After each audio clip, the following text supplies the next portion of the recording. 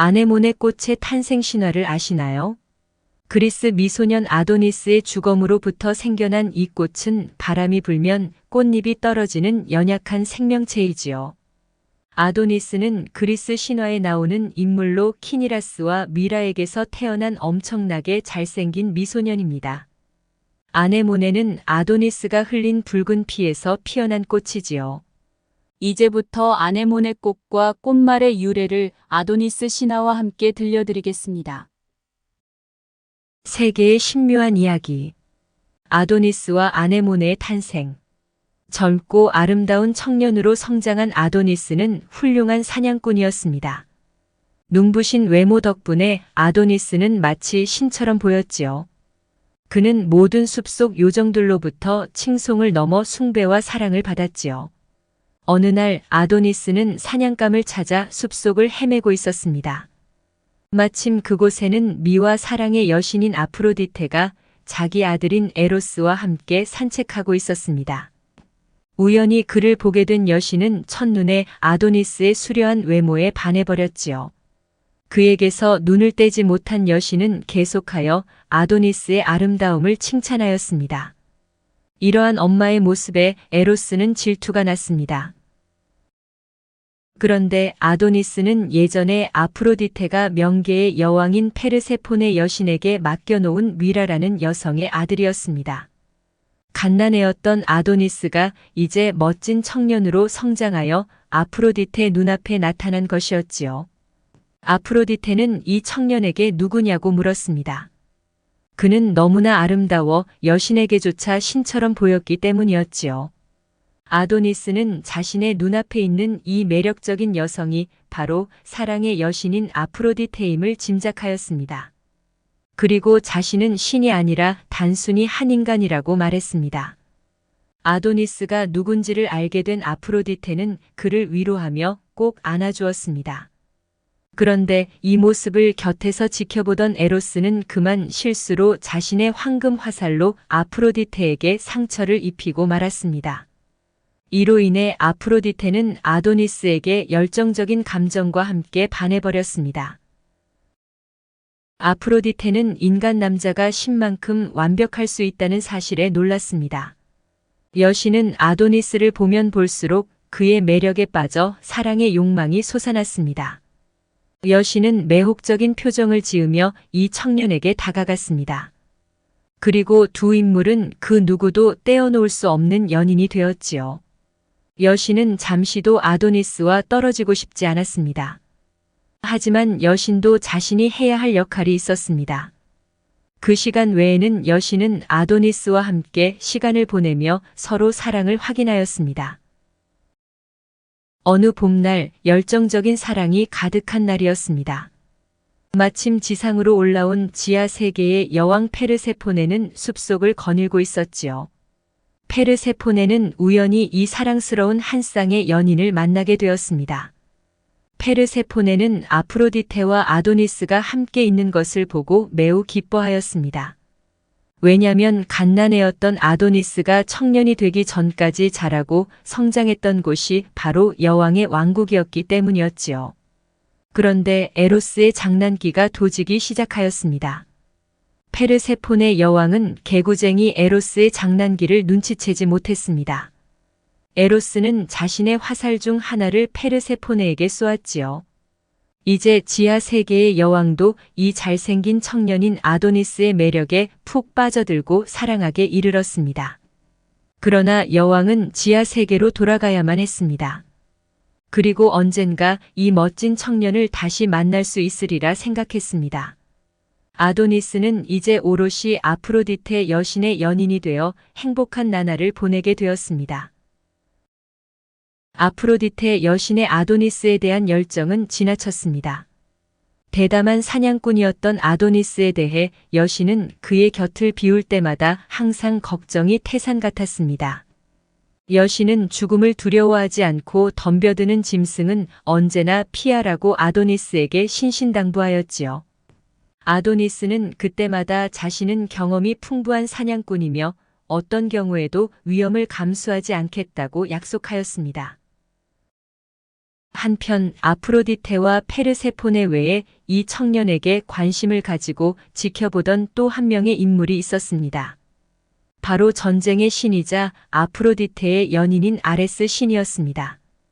아도니스에게 다정다감하고 열정적인 아프로디테를 보고 아레스는 그의 연적에게 주체할 수 없는 증오가 일었습니다. 아레스는 이 청년이 사냥을 아프로디테만큼 사랑한다는 사실을 알고 복수를 위한 계획을 세웠습니다. 어느 날 아도니스는 사냥감을 찾아 숲을 배회하다 크고 강한 멧돼지를 우연히 발견하였습니다. 아도니스는 청년 사냥꾼으로서 피가 들끓어 올랐지요. 그는 아프로디테에게 자신을 위험에 빠뜨리지 않겠다고 한 약속을 잊어버렸습니다. 아도니스는 이 멧돼지와 싸워 잡고 싶을 뿐이었지요. 아레스는 이러한 아도니스를 더욱 부추겼습니다. 어느 순간 멧돼지도 살기 위해 도망치려 하지 않았습니다. 아레스는 이 짐승을 더욱 자극하여 억제할 수 없는 흥분과 분노로 요동치게 하였습니다. 멧돼지는 맹렬하게 아도니스에게 돌진하였습니다. 그리고 그의 강력한 엄니를 아도니스의 복부에 꽂아버렸습니다. 아도니스는 치명상을 입고 말았습니다. 비보를 전해 들은 아프로디테가 그를 구하러 급히 달려왔지만 그녀가 할 수 있는 일은 더는 아무것도 없었습니다. 상처 입은 아도니스는 아프로디테의 품에서 숨을 거두고 말았지요. 여신은 아도니스를 그 자리에 묻었습니다. 여신이 땅에 흘린 아도니스의 피에 넥타르 한 방울을 붓자 그곳에서 아네모네라는 붉고 아름다운 꽃이 피어났습니다. 꽃을 본 여신의 눈에서는 눈물이 흘러내렸습니다.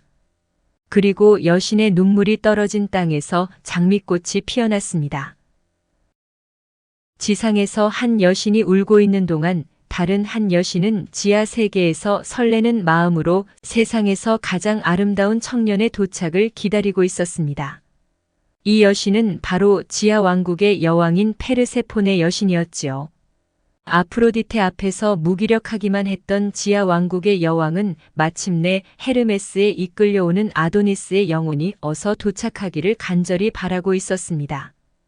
에로스 화살의 영향으로 페르세포네는 가슴이 두근거리고 뜨거운 열정이 아직도 가라앉지 않았습니다. 한편 지하 궁전으로 내려가는 동안 아도니스는 명예롭게 죽은 자의 영혼으로부터 내내 뜨거운 환대를 받았습니다. 아도니스는 망령들의 이런 모습에 깜짝 놀랐습니다. 아도니스는 자신을 향한 지하 왕국 여왕의 열렬한 사랑에 대해 전혀 알지 못했지요. 하지만 이곳 망령들은 여왕의 마음을 잘 알고 있었던 것이었습니다. 페르세포네의 충성스러운 망령들은 아도니스를 지하 왕궁의 특별한 방에 가두었습니다. 그리고 여왕은 지하 왕국의 왕 하데스가 자는 동안 그녀의 손님방으로 들어갔습니다. 욕정으로 인해 이 아름다운 여신은 젊은이를 궁지로 몰았지만 이 청년은 여신을 피하려고만 하였습니다. 아도니스는 하데스의 분노와 복수가 두려웠기 때문이었지요. 여왕은 아도니스를 안심시키며 걱정하지 말라고 하였습니다. 그가 하데스에게 사실을 고하지 않는 한 여왕뿐만 아니라 이 세계의 누구도 이 사실을 고할 자가 없을 것이라 여왕은 말했습니다. 마침내 아도니스는 페르세포네 여신의 욕망에 굴복하고 말았지요. 그 후 이 두 연인의 은밀한 만남은 계속되었습니다. 한편 아프로디테 여신은 하루하루 아도니스가 그리웠고 하루하루가 견디기 어려웠습니다. 여신은 자신의 연인을 되찾으려 명계로 내려가기로 하였습니다. 아프로디테는 마침내 지하 세계 하데스와 페르세포네가 머무는 궁전에 도달하였습니다. 여신은 그곳에서 왕과 여왕을 섬기고 있는 아도니스를 발견하였습니다. 아프로디테를 본 하데스는 깜짝 놀라며 여신이 왜 이곳에 왔는지 물었습니다. 여신은 그녀가 사랑하는 아도니스를 지상으로 다시 데려가려 한다고 말했지요. 하데스는 여신의 이 뻔뻔스러운 태도에 화가 났습니다.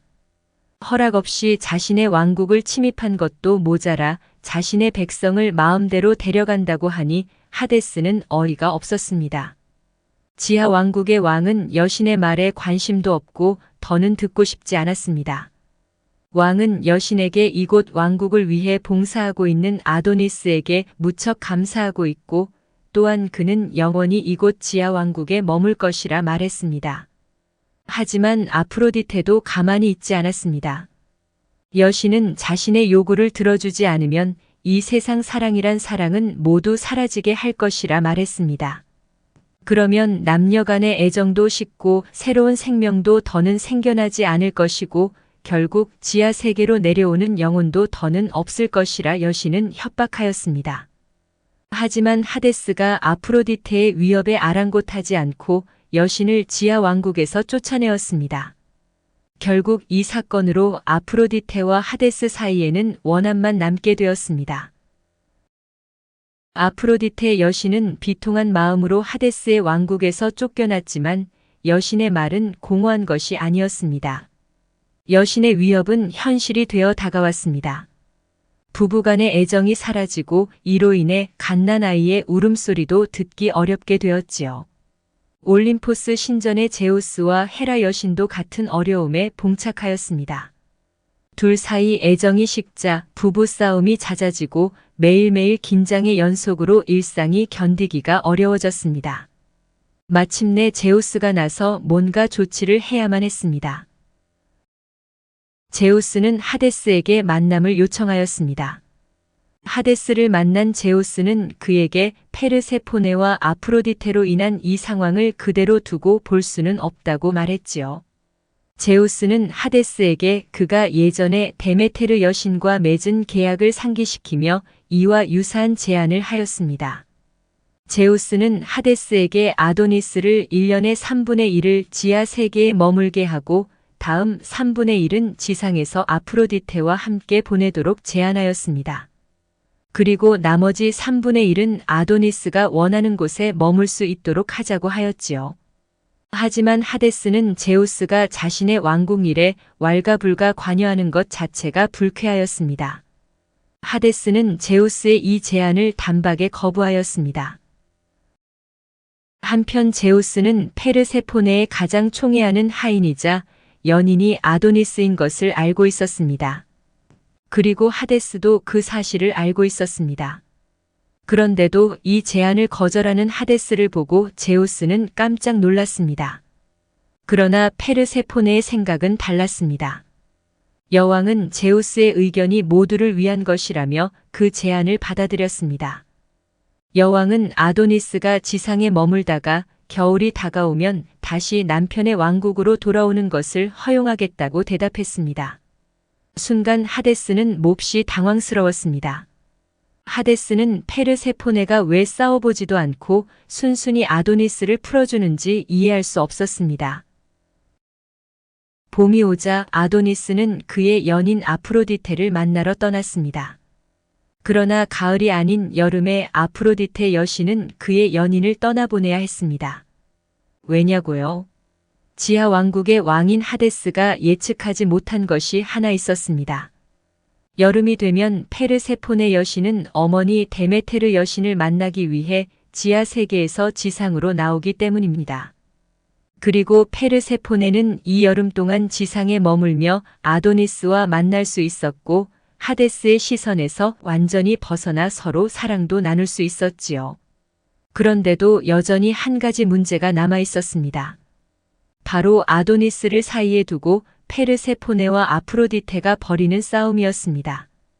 이 두 여신은 언제나 아도니스와 함께 더 많은 시간을 갖기 위해 끊임없이 다투었습니다.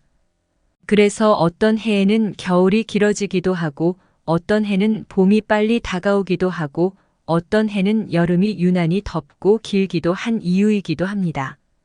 이 모든 것이 두 여신의 싸움에서 빚어진 결과이지요. 이야기는 여기까지입니다. 감사합니다. 구독 잊지 마시고요. 에필로그 아도니스와 아네모네와 관련된 명화를 짧게나마 감상해 보시죠.